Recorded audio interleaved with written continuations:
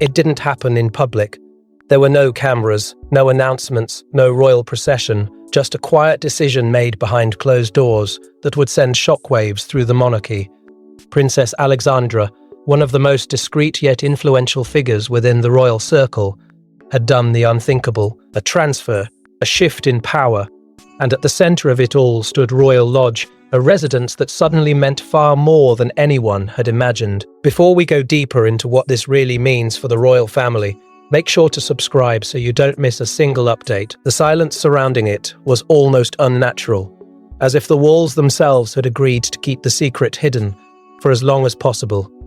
No formal statement, no acknowledgement, just a subtle shift in paperwork that to an untrained eye might have seemed routine, but within royal circles, it carried the weight of something far more deliberate, because nothing in this world happens quietly without intention. Every signature, every transfer, every decision is layered with meaning, and this one felt different. It wasn't just about a lease. It wasn't just about property. It was about positioning. Princess Alexandra had never been the loudest voice in the monarchy, but she didn't need to be. Her influence had always lived in the spaces between decisions, in the moments others overlooked. She was the kind of figure people underestimated until it was too late, trusted, composed, and always watching. For years she had remained on the edges of public attention, yet firmly embedded in the inner workings of the royal machine. And now, with one calculated move, she had stepped into a role that felt anything but passive. This wasn't an accident, it wasn't convenience, it was choice. And Royal Lodge, it was never just a residence. It stood as something far more symbolic, a quiet marker of proximity to power. Those who held it weren't necessarily at the top, but they were close enough to feel the pulse of the crown. Close enough to influence without being seen. It carried history within its walls, not just of those who lived there, but of what it represented. Access, authority, and an unspoken claim to relevance. Which is why this transfer felt so significant, because giving it away assigning it meant more than relocation. It meant intention. There had already been tension, though no one had openly acknowledged it. A subtle shift in tone during private conversations, a growing sense that something within the monarchy was quietly realigning itself. Palace staff had noticed it first, not in grand gestures, but in the small details. Conversations that ended too quickly, instructions that felt unusually precise, a kind of carefulness that only appears when something important is unfolding behind the scenes. They didn't know what it meant, but they could feel it, and when the news of the transfer began to circulate in whispers, that unease turned into something sharper, something undeniable. Because the real question wasn't just why the transfer happened, it was why now. Why at this moment, when everything already felt so delicately balanced? And perhaps even more importantly, why William and Catherine? Out of all possible choices, out of all potential paths, this decision pointed directly toward them. Not subtly, not indirectly, but with a clarity that felt almost impossible to ignore. It placed them closer to something larger than a home, larger than a title, something that felt like a shift already in motion. And yet, no one said it out loud. Not officially, not publicly, because in the monarchy, the most powerful moves are never declared, they are revealed slowly, through consequences, through reactions, through the quiet ripple effect that spreads long after the decision itself has been made. And this ripple had only just begun, because behind this carefully controlled silence, something else was taking shape, something that would force everyone to look at Royal Lodge not as a residence, but as a symbol, a signal, a warning perhaps. And the deeper you looked, the harder it became to ignore the feeling that this wasn't the end of a story. It was the beginning of one that had been building for far longer than anyone realized. But to understand why this transfer carries such weight, we need to step inside Royal Lodge itself, because this isn't just a home, it's a battleground of legacy. Royal Lodge has always stood in silence, but never in irrelevance. Hidden behind its walls lies a history not just of residence, but of rivalry, privilege, and quiet control. For decades, it has belonged to those who exist just close enough to the throne to matter, but far enough to remain dangerous. And now, with one decision, its purpose has shifted. Because whoever controls Royal Lodge, maybe shaping the future of the monarchy itself. There is something unsettling about places that never speak, yet somehow say everything. Royal Lodge is one of those places. It does not announce its importance. It does not demand attention, but within royal circles, its significance is understood without explanation. It exists in that delicate space between visibility and secrecy, where influence is not declared but quietly exercised. And that is precisely what makes it so powerful, because in a monarchy, true control rarely sits on the throne, it lingers just beside it. For generations, Royal Lodge has been less of a home and more of a position. To live there is not simply to reside within its walls, but to occupy a role within the royal hierarchy that cannot be easily defined. It is not the center of power, but it is close enough to feel its gravity, close enough to feel its gravity. But to shape decisions before they are ever made public, those who have held it have often existed in that strange, almost dangerous space, trusted yet never fully embraced, influential yet never officially acknowledged as such. And that ambiguity, that is where its true weight lies. Because within the monarchy, physical space is never just physical. Every residence carries a message. Every assignment reflects an unspoken hierarchy. Who lives where, who moves, who stays, it all speaks to something deeper. It reveals alliances that are never openly declared, tensions that are carefully managed, and futures that are quietly being prepared, long before anyone is ready to admit them. Royal Lodge, in particular, has always been one of the most telling pieces on that board. Not because of what it is, but because of what it represents. And its history has never been entirely calm. Beneath the surface, there has always been a quiet tension surrounding it, a sense that its occupancy is never permanent, never entirely secure. It has been passed, held, and at times subtly contested, not through open conflict, but through decisions that shift the balance ever so slightly. The kind of decisions that seem small until their consequences begin to unfold, because whoever holds Royal Lodge is not just being given space, they are being given position. And in a system built on tradition and control, position is everything. That is why this transfer feels different. Because moving Royal Lodge is not like moving any other piece. It is not routine, and it is certainly not random. It sends a signal, one that does not need to be spoken to be understood, a signal about direction, about trust, about who is being brought closer, and who may be quietly left behind. And the most unsettling part is that these signals are rarely meant for the public. They are meant for those inside the system, those know how to read them, how to interpret what is never said aloud. And now, that signal has been sent, clearer than ever before. William and Catherine are no longer just part of the future, they are being positioned within it, deliberately, unmistakably, not through ceremony, not through announcement, but through something far more subtle and far more powerful. A shift in space, a shift in proximity. A shift that suggests something is already in motion behind the scenes. Because if Royal Lodge is a chess piece, then this was not just a move, it was a statement.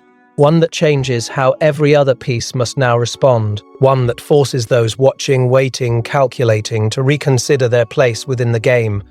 And perhaps most importantly, it raises a question that no one inside the palace can afford to ignore anymore. If this is where William and Catherine are being placed, then what is coming next? And if Royal Lodge is a symbol of quiet power, then Princess Alexandra's decision wasn't just surprising, it was deeply calculated. She rarely speaks. She rarely appears. And yet, when she moves, the monarchy shifts. Princess Alexandra has long existed in the shadows of royal attention, but insiders know the truth: her silence is not absence, it's control. And now, with a single decision, she has stepped into the center of a storm she may have been preparing for all along. For years, her presence has been felt more than it has been seen, not through speeches or declarations, but through moments, subtle, deliberate moments where outcomes seem to quietly bend in a particular direction. The kind of influence that doesn't demand recognition, yet somehow shapes everything around it. Princess Alexandra has never needed to prove her importance, because those who understand the monarchy know exactly where she stands, not at the front, not at the top, but somewhere far more powerful, at the center of trust. And in a system built on hierarchy and history, Trust is currency. She has watched it all unfold. The tensions, the alliances, the fractures that never quite reach the surface, but never fully disappear either. While others reacted, she observed. While others spoke, she listened. And in that silence, she gathered something far more valuable than attention. She gathered understanding. An understanding of how the monarchy truly operates, beyond ceremony and beyond tradition, because beneath the structure lies something far more fragile: balance. And those who recognize that balance are the only ones capable of shifting it without breaking it, which is why this decision feels so deliberate. It does not carry the uncertainty of impulse or the randomness of convenience. It feels measured, almost inevitable, as though it had been forming quietly over time, waiting for the exact moment when it could no longer remain unspoken. And when that moment came, Alexandra did not hesitate. She acted, not loudly, not dramatically, but decisively, the kind of decision that doesn't ask for attention, yet demands to be understood. But what makes it even more compelling is the question behind it, because decisions like this are never just about logistics. They carry emotional weight whether acknowledged or not. Was this an act of loyalty to preserve something that she believes is at risk? Was it protection shielding the monarchy from a future she can already see taking shape? Or was it something more unsettling, a warning, delivered in the only way the monarchy allows, through action, rather than words? There is a growing sense that Alexandra may have seen something others have not, a shift coming, a change that cannot be stopped, only managed. And if that is true, then this transfer was not just a decision, it was preparation, a quiet repositioning of the pieces before the board changes entirely, because those who understand the system best are often the first to act when they sense it beginning to move. And then there is the choice itself, William and Catherine. Not an obvious selection, not a safe one, but a precise one. This was not about favor or affection, it was about necessity, about placing the right people in the right position at the right time. Which raises an unsettling possibility, that Alexandra is not simply responding to events, she is anticipating them. Acting not on what is happening now, but on what she knows is coming next. And if that's the case, then the most important question isn't why she made this decision, it's what she knows that no one else does. Because within the monarchy, knowledge is power, but hidden knowledge, that's something far more dangerous. Something that shifts outcomes before anyone even realizes a change has begun. And now, that shift has started, quietly, irreversibly. And at the center of it are two figures who may not yet fully understand the weight of what they have been given, or the role they are about to play. Because if Alexandra chose William and Catherine with intention, then their role in this story is far more complicated than it seems. They didn't ask for it. Not like this. Not now. When the transfer quietly reached William and Catherine, it wasn't just an opportunity, it was a burden wrapped in symbolism. Because accepting Royal Lodge didn't just mean gaining a residence.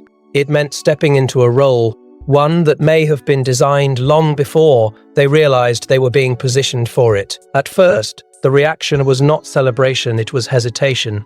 A pause that lingered just long enough to reveal that this was not a simple gift, nor an easy decision, because within the monarchy, nothing arrives without consequence. Every offer carries weight. Every acceptance creates expectation. And this felt heavier than anything they had faced before, not because of what was being given, but because of what it represented. A shift, a message, a quiet but undeniable push forward into something they may not have been fully prepared to confront. William understood it immediately, though he may not have said it out loud. This was not about comfort or convenience. This was positioning, a move that placed him closer to the center of power than ever before, not symbolically, but physically, strategically. And that proximity came with pressure, the kind that does not announce itself loudly, but builds quietly, steadily, until it becomes impossible to ignore. Because once you are placed closer to the crown, expectations change, the margin for hesitation disappears, and every decision begins to feel like it carries consequences far beyond the present moment. Catherine, however, saw something deeper. Where others might have seen opportunity, she recognized complexity, because this was not just about stepping forward, it was about being placed forward. And there is a difference. One implies choice, the other implies design. She understood that this move would not exist in isolation, that it would be interpreted, analyzed, and quietly challenged by those who understood what it truly meant, and perhaps most unsettling of all, she understood that once accepted, there would be no stepping back, no quiet retreat into a simpler role. This was a threshold, and crossing it would change everything. Between them, there was alignment, but not without tension. Not conflict, but something more subtle. A shared awareness that this decision would define the path ahead, whether they were ready for it or not. William carried the weight of expectation, of legacy, of a future that had always been approaching, but now felt suddenly accelerated. Catherine carried the awareness of, consequence of perception, of the invisible lines that this decision might redraw within the monarchy. Together, they stood at a point where acceptance was not just agreement, it was transformation. And then came the realization that made it impossible to ignore. This wasn't just about them, it was about how others would respond. Because every movement within the royal family creates reactions, some visible, others buried beneath politeness and protocol. And this move, this was not small. It shifted proximity, it shifted perception. It shifted the delicate balance that had been quietly holding everything together, and the moment they accepted it, that balance began to change.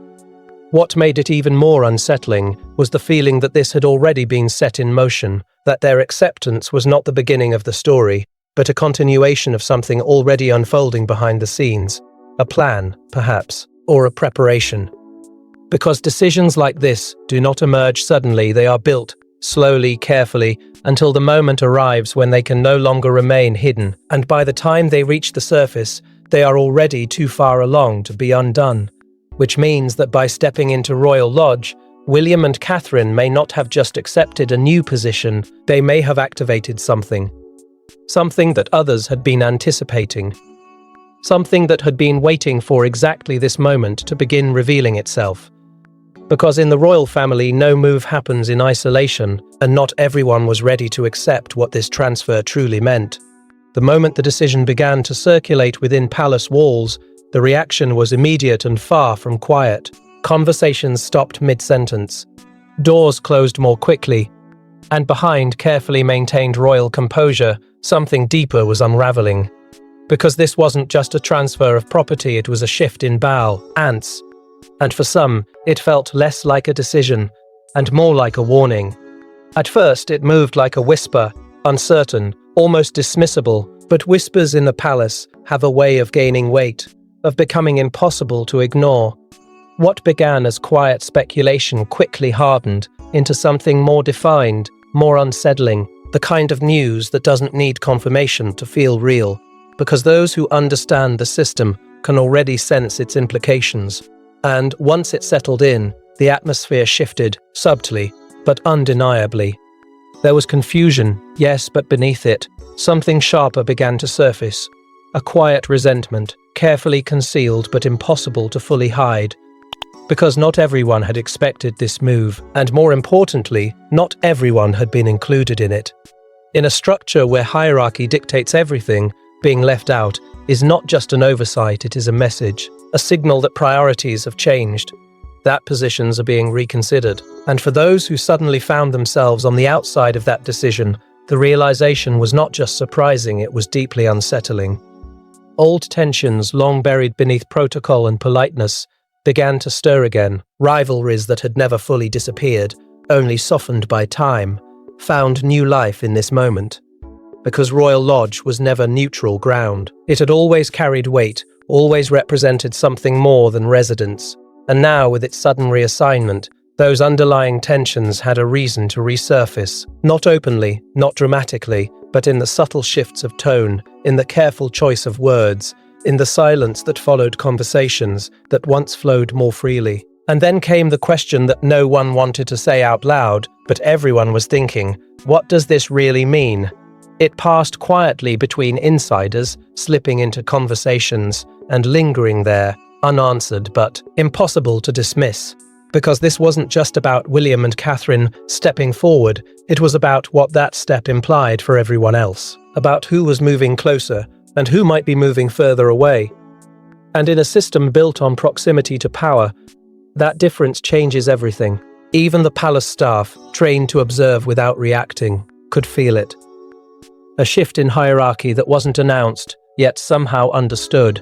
Instructions carried a slightly different tone.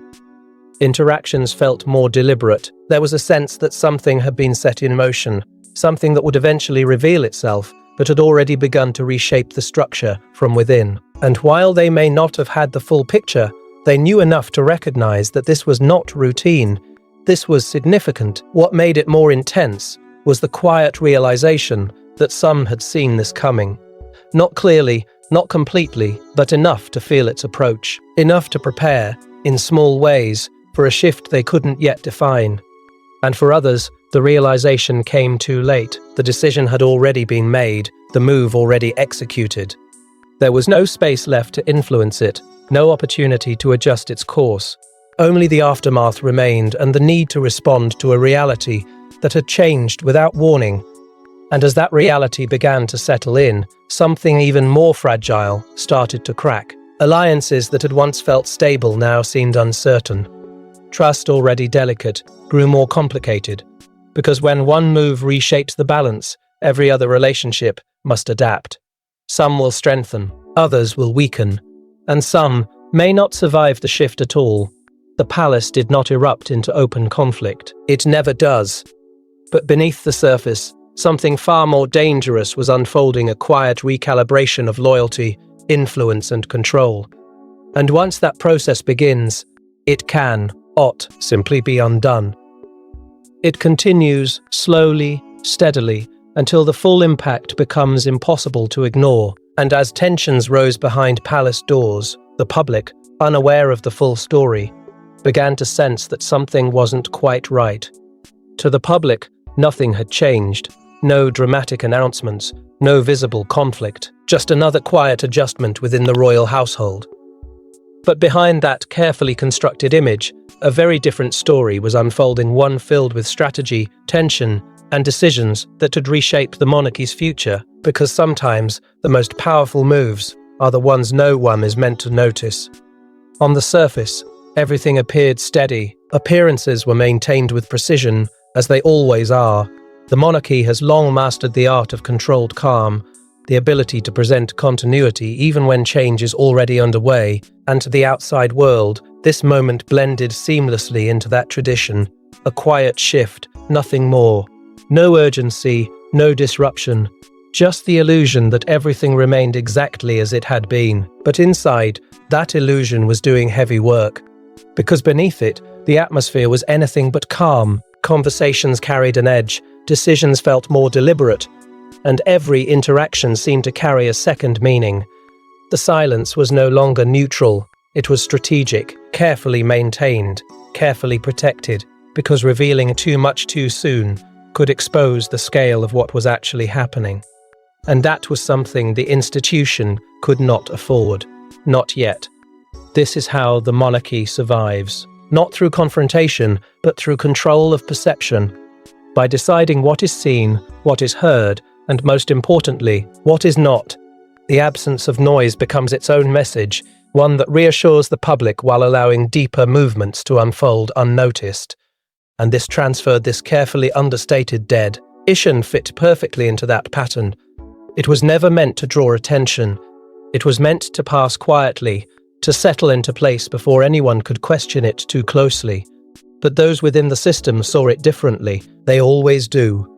Because for insiders, silence does not mean stability. It means something is being concealed. And the more controlled the narrative appears, the more significant the underlying shift tends to be. They understood that this was not just a quiet adjustment. It was a signal.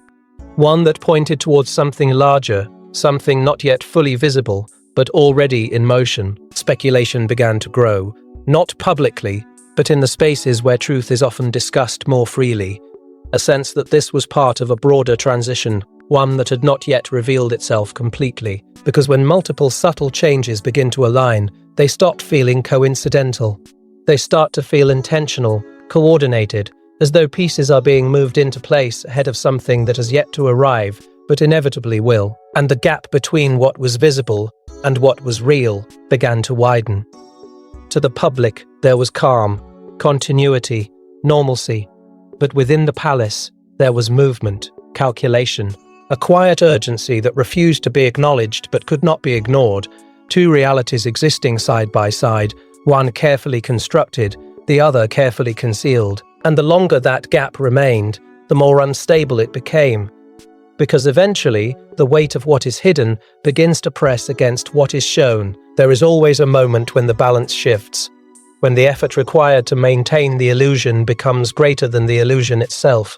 And when that moment comes, the truth does not emerge gently, it breaks through, suddenly, unavoidably. And those who have been watching closely can already feel it approaching, that point where silence is no longer loud enough. Because this decision, no matter how quietly it was made, carries consequences that cannot remain hidden forever. It changes dynamics, it reshapes expectations, it sets something into motion that will eventually demand to be seen, to be understood, to be questioned. And when that happens, the carefully controlled narrative may not be enough to contain it. Because if this decision was meant to remain quiet, something or someone was about to make it impossible. What if this wasn't about a lease at all? What if Royal Lodge was never the real story, but simply the signal? Because when you look closer, the pieces begin to align in a way that feels far too deliberate to ignore. A quiet transfer, a carefully chosen successor, a sudden shift in positioning. It starts to feel less like coincidence and more like strategy. Because in the monarchy, coincidence is a luxury it cannot afford. Every move carries intention, even when disguised as routine. And when a decision appears unusually quiet, unusually precise, it often means something far larger is unfolding beneath it. This is where the narrative begins to shift from what happened to why it happened now. Because timing, more than anything, reveals truth. And this timing feels calculated down to the smallest detail. There is a growing belief that this move is not isolated, but part of something far more structured, a long-term strategy that has been quietly developing, shaped by those who understand that the monarchy does not simply react to change, it anticipates it. And if that is true, then Princess Alexandra's decision was not spontaneous. It was the execution of a plan that has been waiting for the right moment to emerge. A moment when the risks of acting are finally outweighed by the risks of waiting. And at the center of that plan stands William and Catherine, not just as beneficiaries of a transfer, but as KI figures being positioned ahead of schedule. Because what if this is not about giving them more responsibility gradually, but accelerating their path entirely, moving them closer, faster, before circumstances demand it, before something shifts that cannot be controlled unless they are already in place. Because preparation in the monarchy is rarely visible, but it is always happening, which raises an even more unsettling possibility. That this move is not just about positioning for growth, but protection against instability, a quiet attempt to reinforce the structure before it is tested. Because those closest to the system often sense its vulnerabilities long before they become visible. They see the pressure building, the fault lines forming beneath the surface. And when they do, they act not loudly, not dramatically, but strategically, adjusting the pieces before the strain becomes impossible to contain. And if Alexandra is acting from that kind of awareness, then this decision carries a weight that goes far beyond what has been revealed. It suggests knowledge of something approaching, something not yet public, but serious enough to demand preparation, because no one makes a move like this without reason. Not at this level, not with these consequences, which means the real story may not be what we've seen so far, but what has yet to unfold. The precision of it all only adds to the tension, the choice of timing, the choice of individuals, the choice of method, quiet, controlled, almost invisible.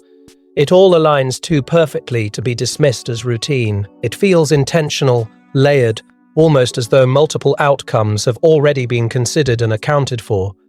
As though this is not just a reaction to the present, but a preparation for the future, a future that may already be closer than anyone is willing to admit. And if that is the case, then this transfer is not the conclusion of a story, it is the opening move. The first visible sign of something much larger taking shape behind the scenes, because strategies like this are never revealed all at once. They unfold gradually, piece by piece, until the full picture becomes impossible to ignore, which means we may not be looking at a single decision, but the beginning of a sequence. One that will continue to reshape the monarchy in ways that are not yet fully understood. One that will test loyalties, redefine roles, and challenge the balance that has held everything together for so long. And if this truly is the beginning, then what comes next may be far more disruptive than anyone is prepared for.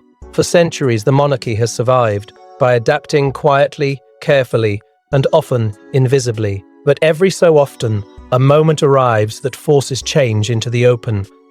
This may be one of those moments, because what started as a silent transfer has now become something far bigger, a signal that the monarchy is not just evolving, but preparing for something it cannot avoid. What once felt like a contained decision now carries the weight of a turning point. Not because of how it was announced, but because of how it was understood. The transfer of Royal Lodge has begun to ripple outward, touching every corner of the institution in ways that cannot be easily reversed. And that is what makes this moment so powerful. It is not isolated, it is not contained, it is connected to something larger, something unfolding just beyond what can be clearly seen. Power within the monarchy has always shifted slowly, almost imperceptibly, guided by tradition and reinforced by time. But this feels different, faster, more deliberate, as though the usual pace has been quietly accelerated. And when power begins to move at that speed, it creates a kind of tension that cannot be ignored. Because those within the system are not just reacting, they are recalculating. Adjusting their positions, reassessing their roles, trying to understand where they now stand in a structure that suddenly feels less stable than it once did. And the truth is, this may only be the first of many decisions that follow this same pattern. Quiet, controlled, yet undeniably impactful. The kind of moves that do not demand attention, but eventually command it. Because once one shift has been made successfully, it creates a pathway for others, a new rhythm, a new approach, one that allows transformation to happen without disruption until the accumulation of those changes becomes impossible to ignore. For those at the center of it all, the emotional weight is becoming harder to contain. There is uncertainty, even among those who appear composed. A growing awareness that the ground beneath them is no longer as fixed as it once seemed. William and Catherine carry the pressure of expectation, knowing that their position is no longer just symbolic. It is active, evolving, and increasingly scrutinized. Others feel something different, a sense of anticipation mixed with unease, as though they are watching a future unfold that they are not entirely part of. And within that tension lies something even more unsettling, the realization that this shift may not be optional, that it is not simply a response to current circumstances, but part of an unavoidable progression. Because institutions like this do not change unless they must. And when they do, it is rarely without reason. There is always a force behind it, pushing it forward, making resistance impossible to sustain. Royal Lodge, in this context, begins to look less like the story itself and more like the first visible crack in something much larger, the first moment where the internal shifts begin to surface, just enough to be noticed, but not enough to be fully understood. And once that first sign appears, it is only a matter of time before others follow. Because change, once started, does not pause. It builds. It gathers momentum. It reshapes everything in its path. There is a growing sense of inevitability now. A feeling that whatever has been set in motion cannot simply be undone or contained, that the monarchy is moving towards something that will redefine its structure, its leadership, and its future. And while no one is saying it outright, the tension in the air suggests that many already understand the truth. They just are not ready to confront it yet. Because if this moment is only the beginning, then the real question isn't what just happened, it's what happens next. History rarely announces itself when it's being made. It unfolds quietly, in decisions that seem small until they aren't. And years from now, when people look back at this moment, they may not see a lease transfer. They may see the exact point where everything began to change, the moment when silence spoke louder than tradition. What makes a moment historic is rarely clear while it is happening. It does not arrive with certainty or recognition. Instead, it slips into place unnoticed, disguised as routine, until time begins to reveal its true weight. And this decision, this quiet, calculated shift, carries all the markings of something that will not remain small, because within the monarchy, the most defining moments are often the ones that pass without acknowledgement, only to be understood later as the beginning of something irreversible. Princess Alexandra's move now sits in that uncertain space between action and consequence. It has happened, it has been set in motion, but its full meaning remains just out of reach, and that is what gives it power. Because uncertainty creates tension, it forces those watching to question, to interpret, to search or meaning in what has not yet been fully revealed. Was this an act of protection, carefully designed to preserve stability before it could be threatened? Or was it something more disruptive, a quiet break from tradition that signals a deeper shift already underway? The truth is, it may be both, because within an institution built on continuity, even the smallest deviation can carry enormous consequences. A decision intended to stabilize can just as easily unsettle. A move designed to protect can inadvertently expose vulnerabilities that had long been hidden, and that is the fragile balance the monarchy now finds itself navigating, between control and change, between preservation and transformation. For those inside the system, the emotional weight of this moment is becoming harder to ignore. There is no clear resolution, no immediate clarity, only a growing awareness that something fundamental has shifted, that the structure they have relied on, the rhythm they have trusted, is no longer as predictable as it once was.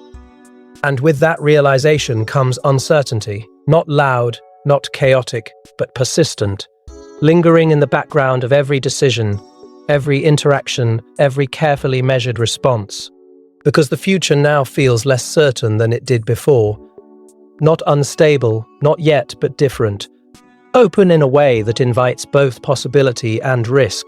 And that is what makes this moment so significant. It is not just about what has happened, but about what could happen next, about the paths that have quietly been opened, and the directions that may now be taken as a result. And perhaps the most unsettling part is that the full impact of this decision has not yet revealed itself.